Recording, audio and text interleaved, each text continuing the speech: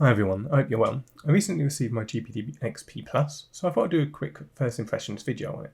I had to sell my original GPD XP to back the XP Plus on Indiegogo, so I won't have my original to compare it against like for like unfortunately, but from a physical shell design at least, the units are near identical, bar some minor points like the blue highlights under the analog sticks and pinholes at the back of the shell for cooling.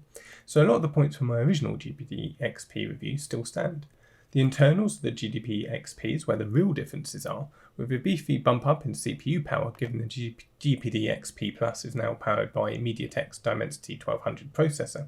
Besides the CPU and graphics boost, GPD have included an upgrade to the internal storage, the inclusion of both fast charging and video out via its USB-C port, and an update to the wireless chip, getting up to Wi-Fi 6, which will certainly help from a streaming point of view.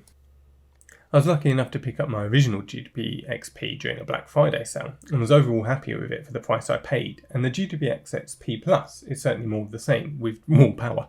That means the annoyances I had the first time round are also still there, with the digital shoulder buttons begging to be analog to make streaming the perfect experience, especially now with Wi-Fi 6 now supported. There's still a missed opportunity in my opinion, the modular controls. I'd actually would have been warmed over to the idea if we could have swapped out gaming control for configurations between Xbox and PlayStation controller styles, or a mix of both, for example. The pinhole camera and super wide screen ratios can also be grating in some scenarios, though I can get used to the wider screen estate quite quickly with some of the more modern emulation specifically.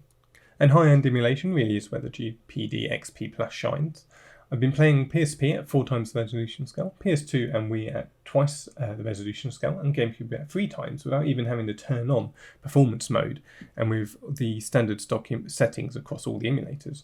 It's awesome just to be able to pick up and play the higher end emulators, and I think I'll get a lot of playtime from the GPD XP Plus because of this.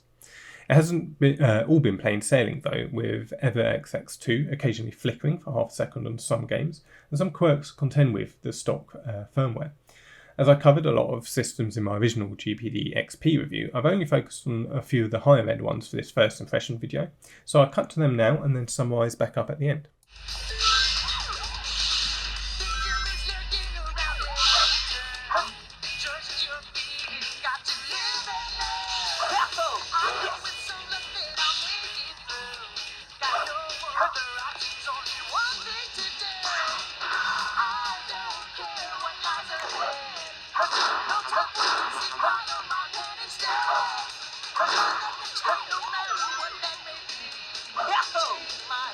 Here we go.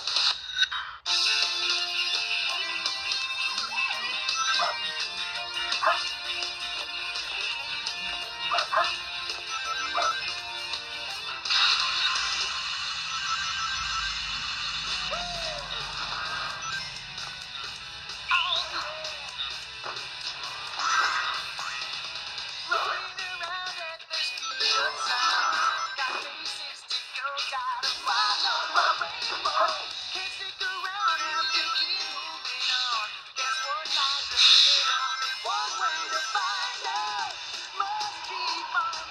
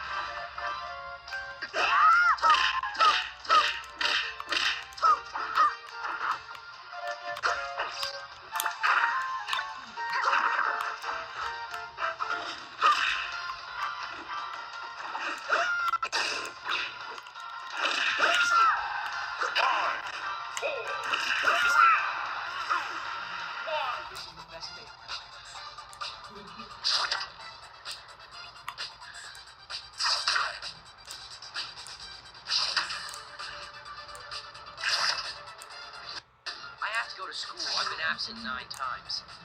9 times.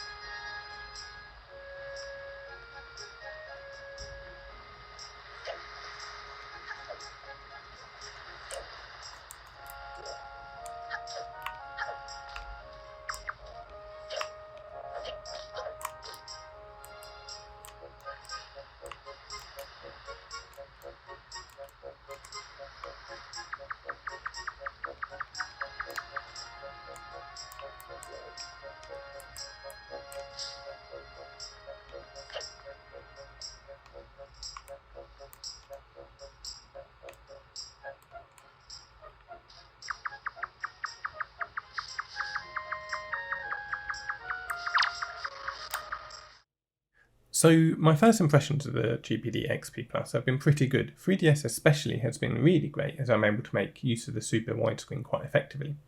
With the extra power you can get on the Dimensity 1200 and the addition of Wi-Fi 6, no analog shoulder buttons are more annoying now than they were in the original. But battery life is still quite substantial, the ergonomics are comfortable for longer play sessions, and modern Android games on the whole play like a dream. Do let me know if you'd like to see more of the GPD XP Plus, and I'll be sure to do a follow-up from my initial impressions video if so. But until then, thanks so much for watching.